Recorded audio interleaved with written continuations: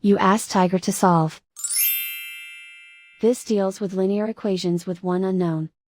The final result is x equals 8. Let's solve it step by step. Simplify the expression. Expand the parentheses. Simplify the arithmetic. Group all constants on the right side of the equation. Add 10 to both sides. Simplify the arithmetic.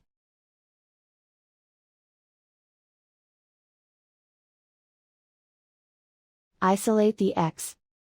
Divide both sides by 2. Simplify the fraction. Find the greatest common factor of the numerator and denominator.